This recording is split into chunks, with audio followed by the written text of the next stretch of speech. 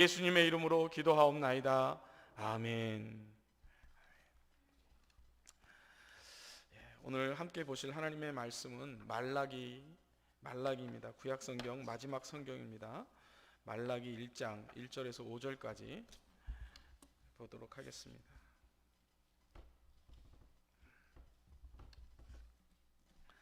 말라기 1장 1절에서 5절까지 말씀입니다. 함께 읽겠습니다. 여호와께서 말라기를 통하여 이스라엘에게 말씀하신 경고라. 여호와께서 이르시되 내가 너를 사랑하였노라 하나 너희는 이르기를 주께서 어떻게 우리를 사랑하셨나이까 하는도다. 나 여호와가 말하노라. 에서는 야곱의 형이 아니냐. 그러나 내가 야곱을 사랑하였고 에서는 미워하였으며 그의 산들을 황폐하게 하였고 그의 산업을 광야의 이리들에게 넘겼느니라.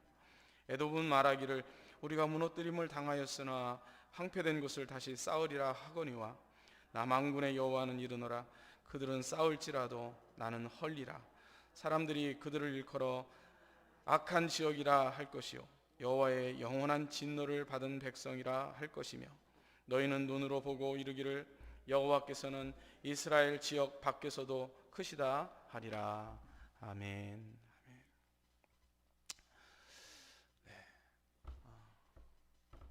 새가 어디 갔나요?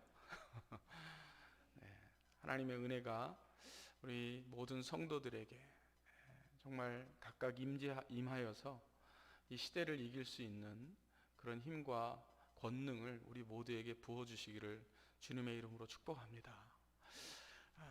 여러분, 오늘부터 시간이 주어지는 대로 이 말라기의 말씀을 함께 생각해 보고자 합니다. 오늘은 그 첫 번째 시간인데요, 오늘의 제목은 어떻게 우리를 사랑하였나이까 라는 제목입니다. 가끔 설교를 하고 난 후에 늘 그렇습니다만 이렇게 집에 가서 생각에 잠길 때가 많습니다. 오늘 메시지를 잘 전했나? 이런 생각을 하는 거죠. 핵심 메시지가 이 부분인데 이 부분이 제대로 전달이 됐나? 이런 생각을 하게 됩니다. 정확하게 분명하게 그 내용이 전달되어지고 그것이 정말 마음 가운데, 성도들의 마음 가운데 이렇게 감동으로 다가올 수 있다면 참 하나님의 은혜가 크겠다, 이런 생각을 늘 하지요.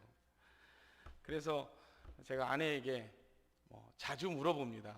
오늘 이런 내용이었는데 이 내용이 잘 들렸어? 이렇게 물어봅니다. 그러면 그래도 이렇게 그 설교의 내용을 많이 이렇게 이야기를 하곤 합니다, 아내는. 근데 아들한테 또 물어봅니다. 제가 이렇게 학생부 설교를 하거나 이럴 때도 있잖아요. 이제 듣고 나면 아들한테 물어봅니다. 그러면 아들이 제가 했던 예화 있잖아요, 예화. 그것만 딱 기억하고 나머지는 하나도 기억을 못하는 경우들이 많더라고요. 그래서 예화도 참 중요하겠다. 예화라도 기억하니까. 그런데 정말 정작 중요한 건 별로 기억이 안 나고, 그 예화 한마디, 거기에 등장했던 자기가 알고 있는 어떤 단어, 그거 하나만 이렇게 기억해서 이야기할 때는 그래, 나도 어렸을 때 그랬어, 이런 생각을 하곤 하죠. 여러분, 그런데 우리가 이 말라기서를 보면 말라기를 대할 때 약간 그런 경향이 있는 것 같아요. 말라기를 보면 딱 떠오르는 단어가 있어요. 말라기 하면 떠오르는 단어, 교회에서 많이 듣다 보니까. 그게 뭐냐면 11조 문제입니다. 11조 문제. 그래서 말라기 3장 7절 이하에 그 내용이 이렇게 잠깐 나오는데요, 특별히 말라기 3장 10절을 보면 이렇게 이야기하죠. 만군의 여호와가 이르노라. 너희의 온전한 11조를 창고에 들여서 그것으로 나를 시험해보라. 이런 내용이 나옵니다. 그것이 이제 머릿속에 이렇게 탁 인식이 돼가지고, 각인이 돼가지고, 말라기 하면 마치 그것이 핵심 구절인 양 이렇게 생각을 하곤 합니다. 그런데 여러분이 사실 이 말라기 3장 10절은 성경 이 말라기 전체에서 말씀하고자 하는 핵심 내용이 아닙니다. 그 핵심 내용을 말하기 위해서 하나의 예를 든 것입니다. 예. 그러니까 말하자면 예화와 비슷한 거예요.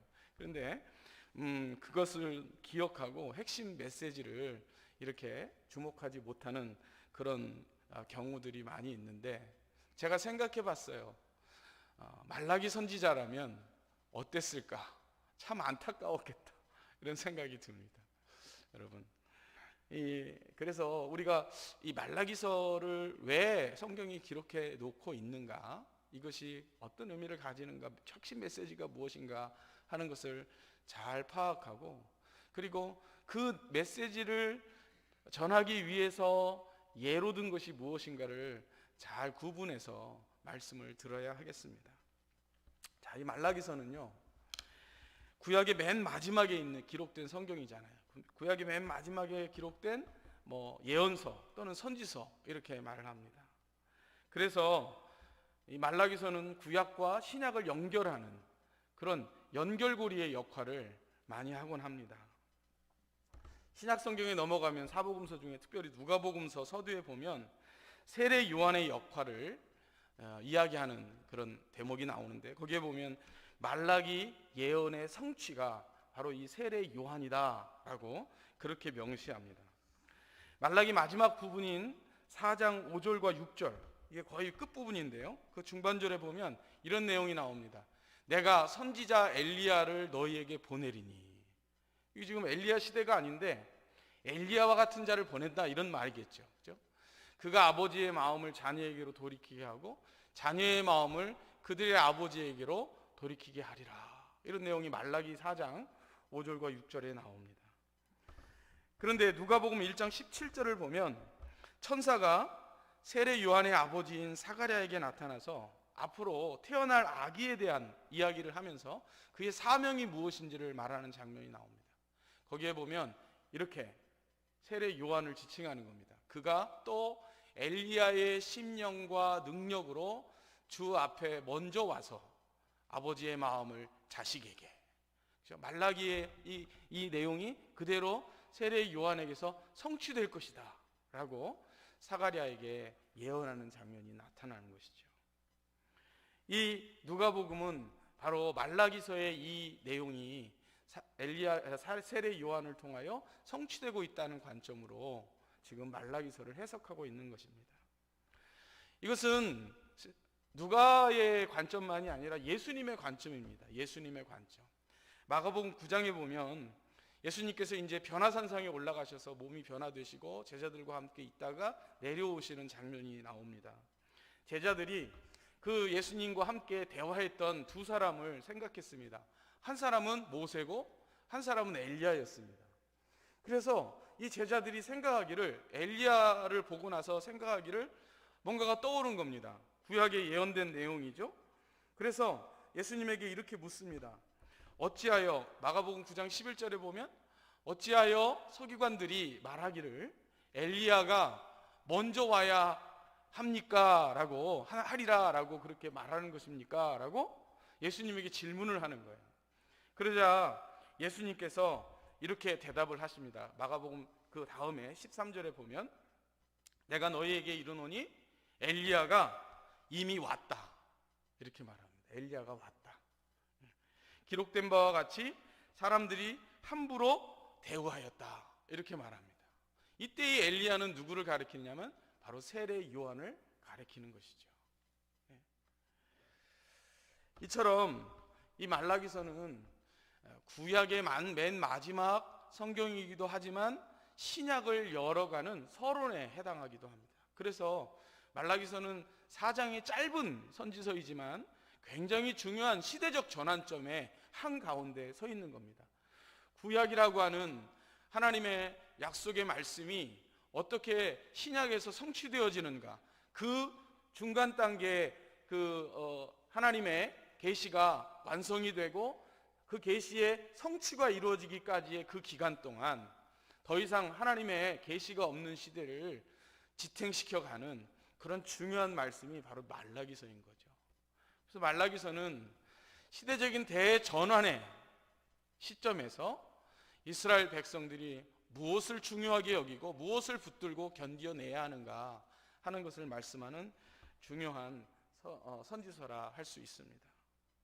여러분, 우리가 이와 같은 말라기서를 특별히 이러한 때에 제가 이 시기에 좀 보고자 하는 이유가 있습니다.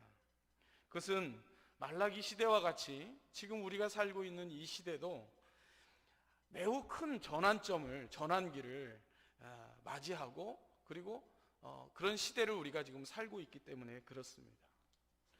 코로나19 이전에도 이미 4차 산업혁명 시대라고 통칭하는 그런 시대적인 큰 전환기를 우리가 맞이하고 있고 어느 정도 인식하고 있는 것이 사실입니다. 그런데 거기에다 이 코로나19 팬데믹이 발생함으로 인해서 그 변화의 속도가 훨씬 더 빠르게 가속되고 있는 상황입니다.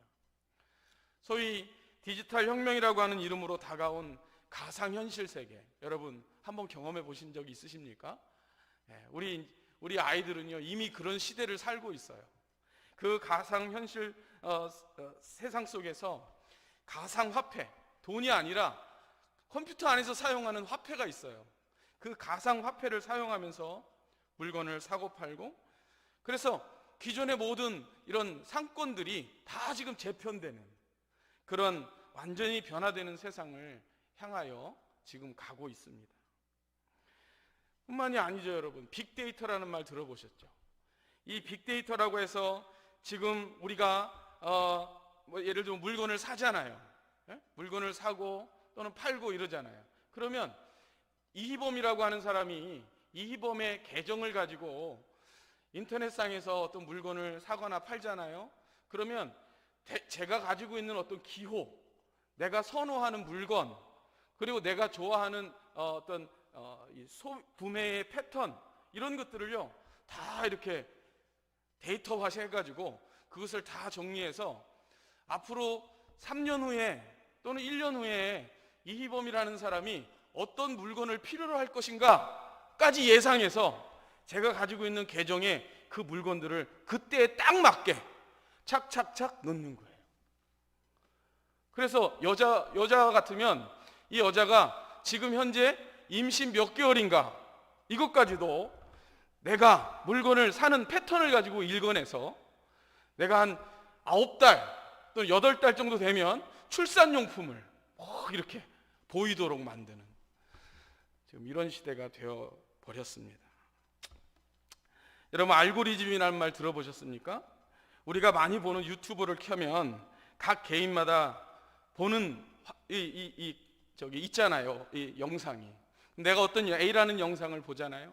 그러면 내가 그 A라는 영상과 관련된 영상을 두세 개 보면 그 비슷한 어조로 이야기해주는 그런 비슷한 뉴스들만 내가 보는 화면에 쭉 리스트가 뜨는 겁니다.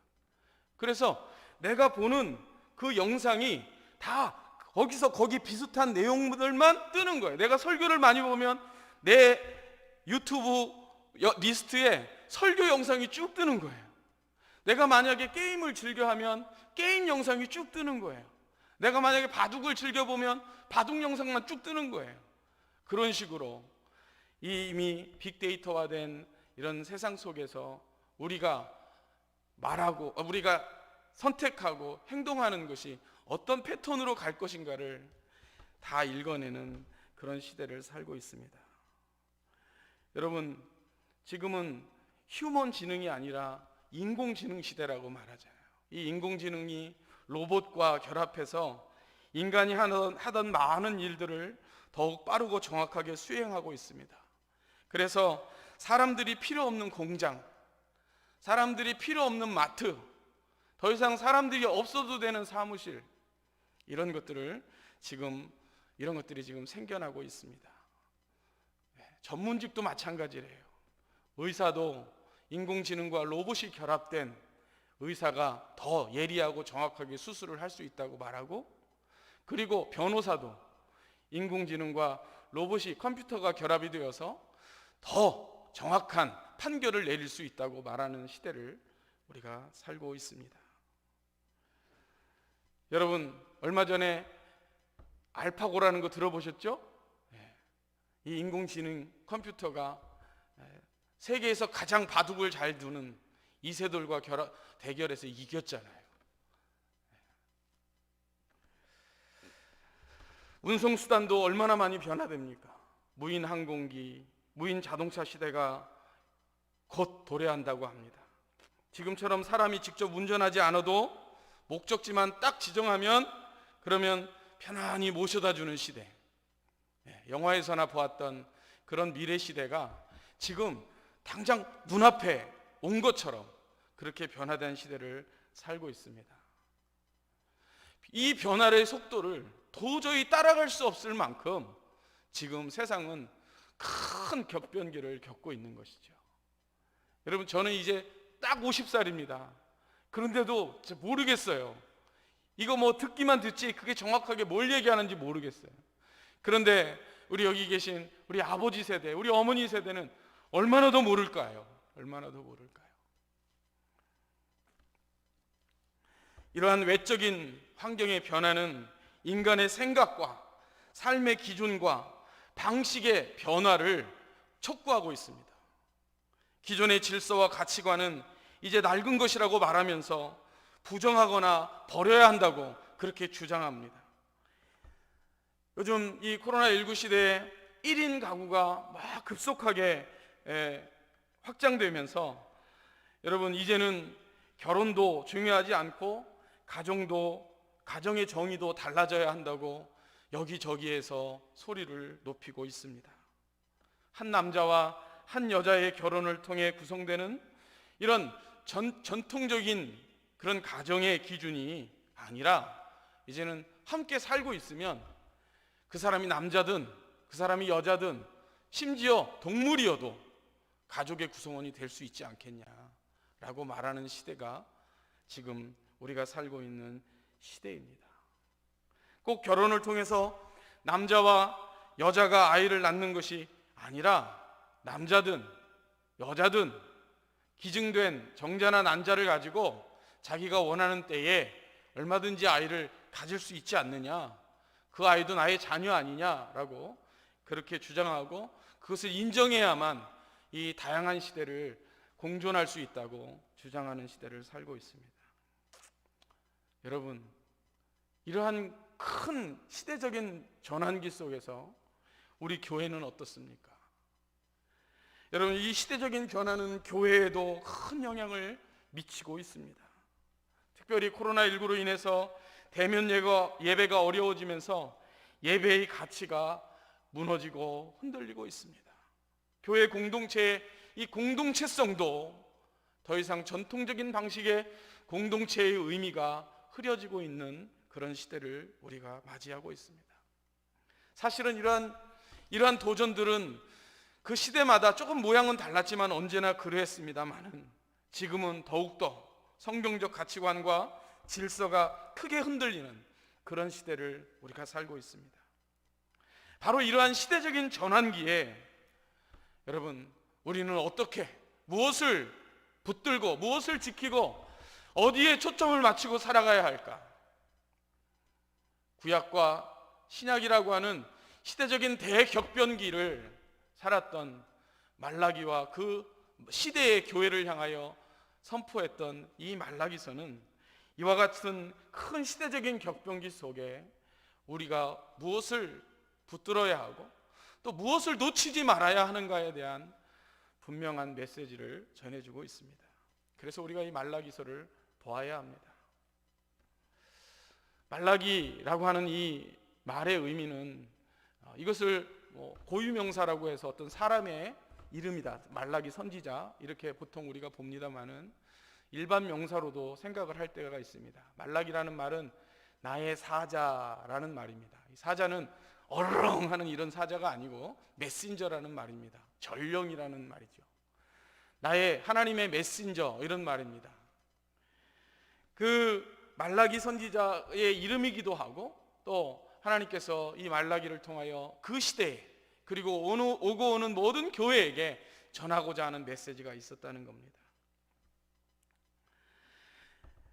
여러분, 그러면 이 말라기서가 이 시대적인 그 당시 시대적인 큰 격변기 속에서 하나님의 약속의 공동체였던 이스라엘 백성들을 향해서 말라기 선지자를 통하여 하나님께서 전하시고자 하시는 메시지는 무엇이었을까요? 오늘 우리가 읽은 본문을 통해서 그 첫 번째 메시지가 등장합니다. 그것은 바로 이런 겁니다. 하나님의 선택적 사랑에 대한 확신을 회복하라는 겁니다. 자, 한번 따라해 봅시다. 하나님의 선택적 사랑에 대한 확신을 회복하라. 바로 이것입니다. 여러분, 이 확신을 놓치지 말아야 하고 이것을 결코 잃어버리지 말고, 만약에 이것이 흐려졌다면 꼭 회복해라. 이렇게 말라기 선지자는 전하고 있는 것입니다. 제목과 같은 1절의 서론을 보시면 정말 간단합니다. 이거 간단하게 그냥 제목처럼 그렇게 쓰고 난 후에 말라기는 바로 본론으로 들어갑니다. 바로 본론으로 들어가요. 그러니까 1절과 2절이 굉장히 급하게 이렇게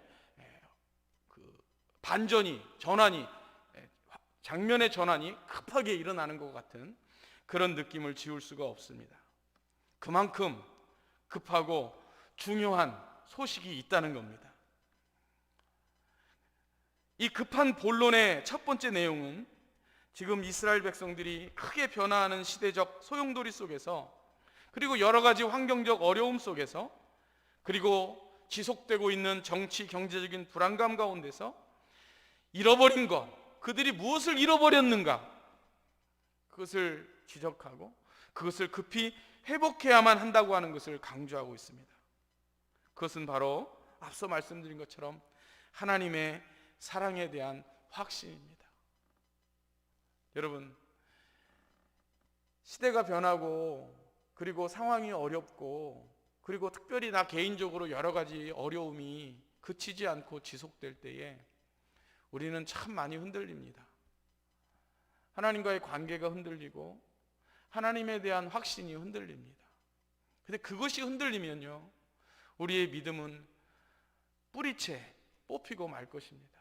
하나님의 백성의 정체성은 사라지게 될 것이고, 세속화의 급격한 물결 속에 휩쓸려 버리고 말 것입니다.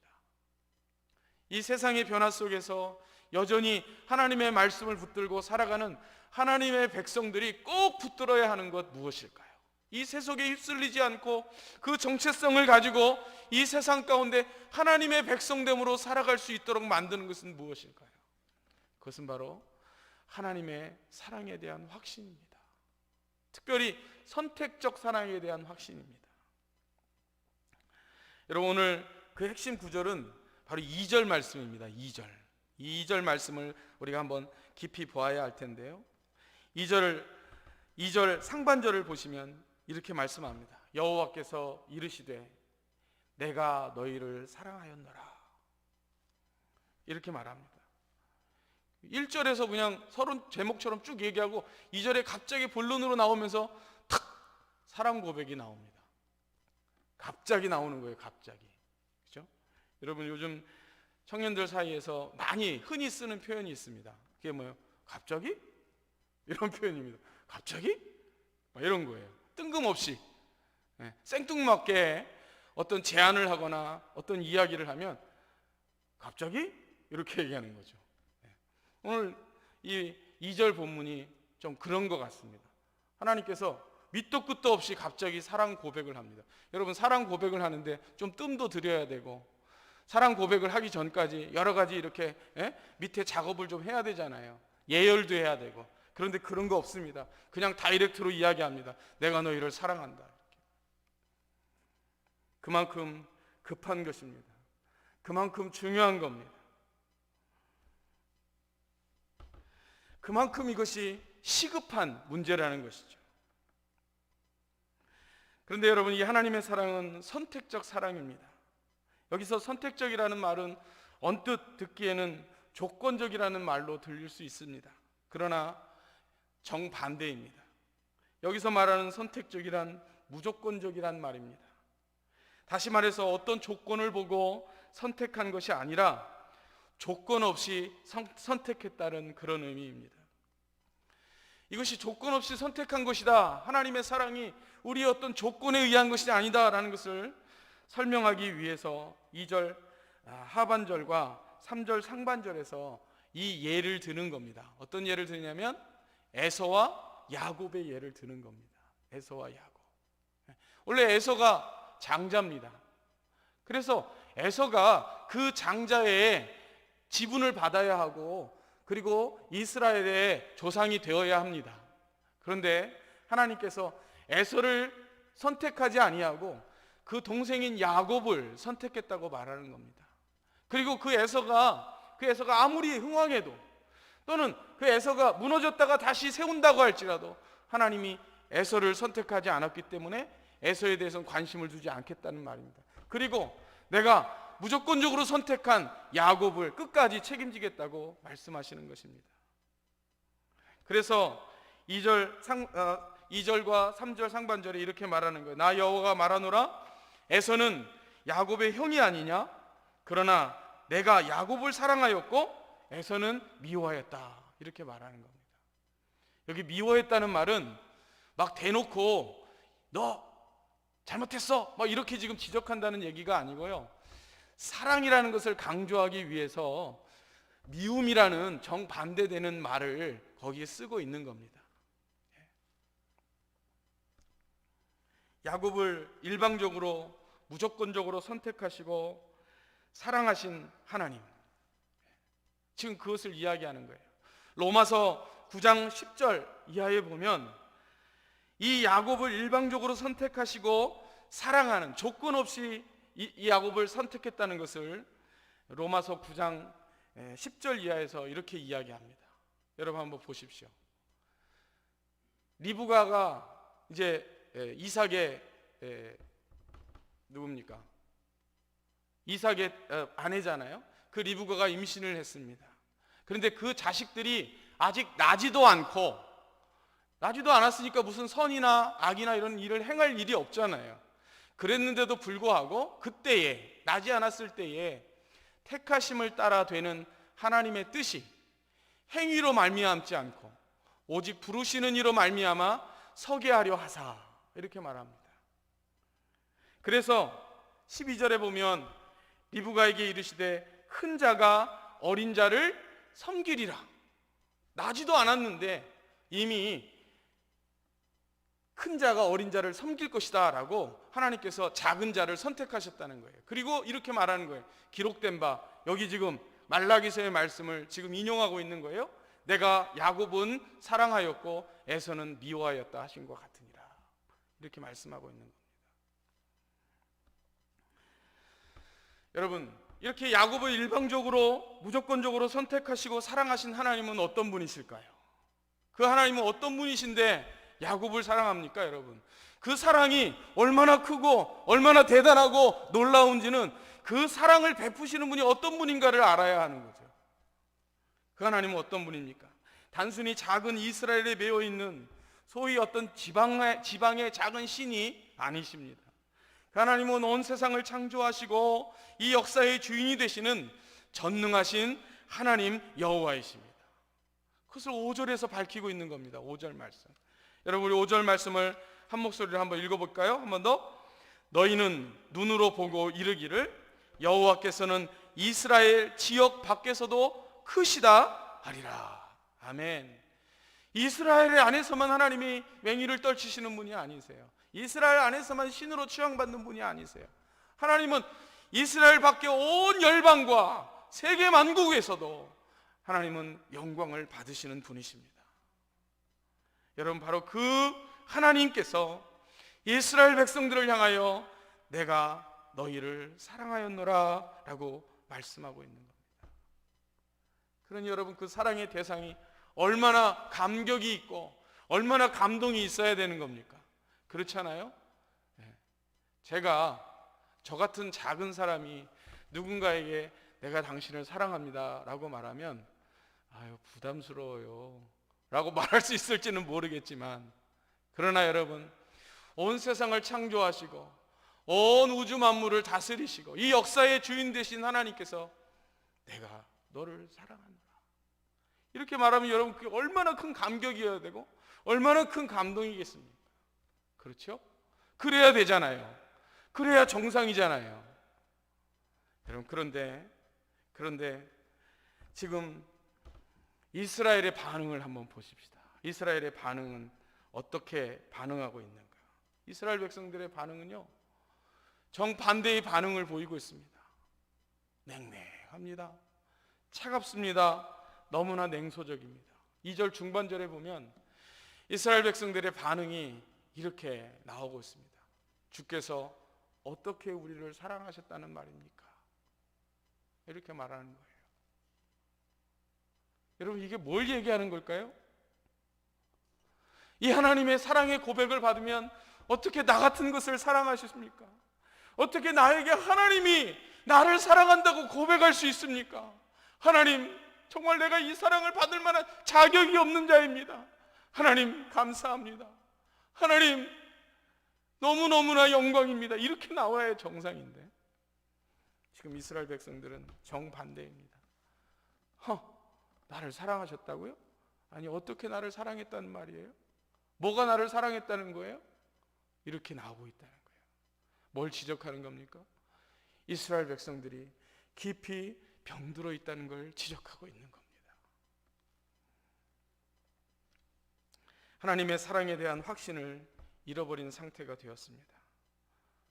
주께서 나를 사랑하신다고요? 우리를 사랑하신다고요? 어떻게 우리를 사랑하셨습니까? 이렇게 묻고 있는 겁니다. 아니, 이렇게 냉소적으로 받아치는 거죠. 가시가 돋쳐 있는 겁니다. 여러분, 가시 돋친 사람하고 이야기하면 참 이야기하기 어렵잖아요. 가시 돋친 사람하고 말하면 한마디 한마디 다 비판하고 아주 까칠하게 대하고, 그러면 대화가 안 되잖아요. 지금 이스라엘 백성들이 그런 상태가 되었다고 말하고 있는 겁니다. 왜 그랬을까요? 이스라엘 백성들이 왜 그랬을까요, 여러분? 이게 오늘 이 본문의 핵심 질문입니다. 왜 이스라엘 백성들은 이 만군의 주 여호와의 이 놀라운 사랑 고백에 대하여 이와 같이 냉소적으로 반응하게 되었을까? 무엇이 이들로 하여금 이 상태로 만들었을까 하는 것이죠. 그리고 우리가 우리 자신을 돌아봐야 합니다. 혹 우리도 이스라엘 백성들과 같이 그와 같은 상황 속에서 하나님 앞에 이 확신을 잃어버리고 이 사랑의 고백에 대한 감격을 잃어버리고 냉랭해지고 냉소적으로 변해 있지는 않은가? 이거 돌아보라는 겁니다. 여러분, 왜 이스라엘이 지금 이런 상태가 되었고 지금 왜 하나님을 향해서 이렇게 가시돋친 반응을 보이는 것일까요? 그것은 이 시대적인 상황을 좀 이해해야 정확하게 알 수 있습니다. 시대적인 상황과 깊이 관련이 있기 때문에 그렇습니다. 그것을 이스라엘의 이 마지막 이 역사적인 상황들을 좀 보아야 하는데 그건 너무 시간이 많이 걸리니까 좀 정리해서 크게 두 가지로 요약할 수 있습니다. 그 첫 번째는 이 시대의 정치적인 불안이었습니다. 정치적인 불안, 이렇게 요약할 수 있습니다. 말라기 시대의 이스라엘 백성들은 그때 당시는 페르시아라고 하는 제국이 전 세계를 지배한다고 할 만큼 고대 근동 지역을 지배하는 그런 패권 국가였습니다. 그 페르시아 제국의 초대 왕이었던 고레스 왕의 배려로 인해서 70년 동안 바벨론의 포로로 잡혀갔던 이스라엘 백성들이 그 포로 생활을 마치고 본국으로 돌아올 수 있게 되었습니다. 그래서 그들이 돌아오자마자 성전을 재건하고 다시금 그들이 국가가 하나님이 주신 아름다운 모습으로 변화되어질 것을 기대했습니다. 그러나 정치적인 독립이 완전하게 이루어지는 것은 아니었습니다. 여전히 이때 당시 유다였잖아요. 이 유다는 페르시아 제국의 작은 한 영지에 불과했습니다. 그래서 정치적인 주권이 없는 가운데 늘 신변의 두려움을, 신변의 불안을 겪어야만 했습니다. 이를 짐작하게 하는 것은 어디를 보면 잘 알 수 있냐면 느헤미야서를 보면 알 수 있습니다. 성경의 느헤미야서와 말라기 시대는 이렇게 동일합니다. 일치합니다. 그래서 이 느헤미야 시대에 활동했던 선지자가 바로 이 말라기 선지자입니다. 느헤미야가 돌아올 때에 유다 백성들의 상황을 한번 떠올려 보면요, 그 당시에 유다 자신을 지킬 수 있는 최소한의 그런 성벽, 그죠? 그 성벽 그조차도 없었던 때였습니다. 그래서 느헤미야가 돌아와서 예루살렘 성벽을 재건할 때 그들은 한 손에는 연장을 들고 일을 하고 한 손에는 무기를 들고 경비를 서야만 했던 그런 아주 위급한 그런 상황 가운데 있었습니다. 그러니 여러분 얼마나 두렵고 힘이 들었겠습니까? 그래서 어떤 역사학자는 이야기하기를 이 당시에 이스라엘은 이방의 거대한 바다 위에 떠 있는 작은 섬과 같았다라고 그렇게 표현하기도 했습니다. 늘 위협에 노출되어 있었고 언제 주변의 강대국에 의해서 다시 포로가 될지 알 수 없는 그런 불안한 상태가 지속되고 있었습니다. 그러니까 여러분 이 가운데에서 그들이 이전에 가지고 있었던 그 뜨거운 열심과 열정이 점점 식어지고 하나님이 우리를 사랑한다고 하는 그 사랑에 대한 확신이 점점 흐려지고 있는 상황이었고 결국에는 그 씨가 완전히 꺼져서 지금은 냉랭한 가슴이 되어버리고 말았다는 것입니다. 하나님의 백성이라고 하는데 어떻게 우리가 늘 이렇게 불안하게 살고 있느냐 하는 것이죠. 그러니 낙심이 되고 실망이 되고 그리고 불만이 증폭되었던 것입니다. 이게 첫 번째 이유라고 할 수 있습니다. 두 번째 이유는 이런 정치적인 불안한 가운데서 당연히 찾아오는 것이 또 하나 있습니다. 그것은 경제적인 어려움입니다. 경제적인 어려움. 이 당시 유다 백성들은 기근과 흉작으로 인해서 극도의 극빈 상태에 놓여 있었습니다. 게다가 페르시아에서 파송한 총독, 그 총독이 이 유다에 주둔하면서 페르시아의 그 영향력으로 다스리고 있었는데 그 총독의 착취와 학대가 극에 달았습니다. 그러니 정말 사는 것이 힘들었을 겁니다. 그야말로 살기 위해 몸부림을 쳐야 하는 그런 상황이 된 것이라 이렇게 예상할 수 있습니다. 그래서 하나님을 향한 원망의 목소리가 커지게 된 것이죠. 우리가 나중에 보겠습니다만 저 뒤에 말라기 3장 14절에 가면 이런 말씀이 있습니다. 이는 너희가 말하기를 하나님을 섬기는 것이 헛되니 만군의 여호와 앞에서 그 명령을 지키며 슬프게 행하는 것이 무엇이 유익하리요. 하나님 믿는다는 게 무슨 의미가 있냐. 내가 이렇게 지금 힘들고 어려운데 하나님 도대체 살아계시다면 뭐 하고 있는 것이냐. 나를 왜 이렇게 이 상태로 그냥 놔두는 것이냐. 이런 볼멘 소리가 나오고 있는 것이죠. 여러분 이런 이유 때문에 이스라엘 백성들의 가슴이 차갑게 식어졌습니다. 그래서 내가 너희를 사랑하노라 이런 하나님의 말씀에 대하여 이처럼 차갑게 냉소적으로 주께서 우리를 어떻게 사랑하셨단 말입니까? 라고 그렇게 반응을 보이고 있는 것이죠. 경제적인 어려움이 있습니다. 정치 사회적인 혼란이 있습니다. 그리고 시대적인 커다란 전환점 가운데에서 여러분 이들의 믿음이 약해지고 있는 겁니다. 하나님이 살아계심과 하나님의 사랑에 대한 확신이 흐려지고 있는 것이죠. 하나님이 작아 보이고 심지어 아무런 능력도 없는 것처럼 느껴지는 이런 신앙의 회의가 찾아온 것입니다. 지금 말라기 선지자를 통하여 하나님께서 이스라엘 백성들에게 그 상태가 어떠함을 보여주고 있는 겁니다. 그리고 그것이 문제이고 지금 이 상황을 하나님과의 이 관계를 하나님의 이 사랑에 대한 확신을 회복하는 것이 무엇보다도 급선무다라고 말씀하고 있는 것이죠. 여러분 지금 우리 시대의 모습과 크게 다르지 않습니다. 겉으로 표현되어지고 우리 외양은 좀 다를지는 몰라도 본질적으로는 비슷한 것 같아요. 그렇지 않아도 4차 산업혁명이다 디지털 혁명이다 해서 이 급변하는 시대 속에서 하나님의 말씀이 과연 삶의 기준이 되고 여전히 하나님은 이 시대에도 크고 전능하신가 하는 그런 회의를 가지고 교회를 떠나고 믿음을 저버리는 이들이 늘어나고 있는 그런 상태입니다. 그런데 게다가 이 코로나19로 인해서 그 속도가 더 빨라지고 있습니다. 경제적인 어려움, 또 사회적인 불안함 속에서 미래에 대한 희망이 사라지고, 또 일자리에 대한 불안, 또 미래에 대한 그런 막막함, 이런 것들로 인해서 여러분 얼마나 많은 사람들이 지금 믿음을 잃어버리고 이렇게 냉랭한 마음으로 이렇게 식어져 가고 있는지. 여러분, 하나님께서 우리에게 무엇을 먼저 회복해야 하는가라고 물을 때 바로 이와 같은 우리의 상태로부터의 회복을, 다시금 하나님의 사랑에 대한 확신으로의 회복을 촉구하고 있는 것입니다. 하나님은 여전히 이 시대에도 살아계시다.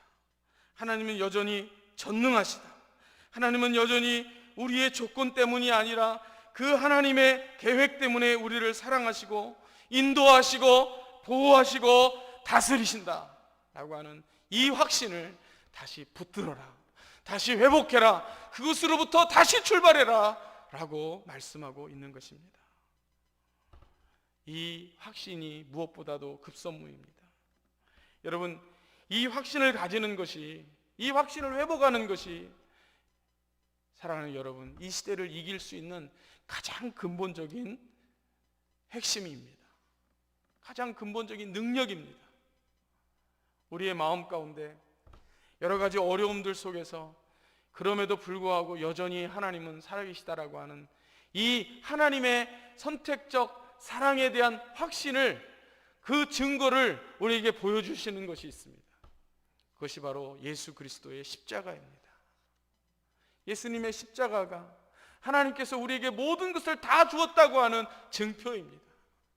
그래서 우리의 마음이 경제적인 어려움, 환경적인 어려움, 사회적인 혼란과 시대적인 대전환 속에서 가치관이 흔들릴 때에, 우리의 삶의 방식이 흔들릴 때에, 우리의 기준의 변화를 이 세상이 요구해 올 때에 우리가 여전히 예수 그리스도의 십자가를 바라보며 하나님의 사랑을 확신하고 서 있을 수만 있다면 여러분, 시대를 이길 수 있고 하나님의 사람으로서의 정체성을 가지고 이 시대에 하나님의 영광의 빛을 비추는 하나님의 백성들이 다 될 수 있을 줄로 믿습니다.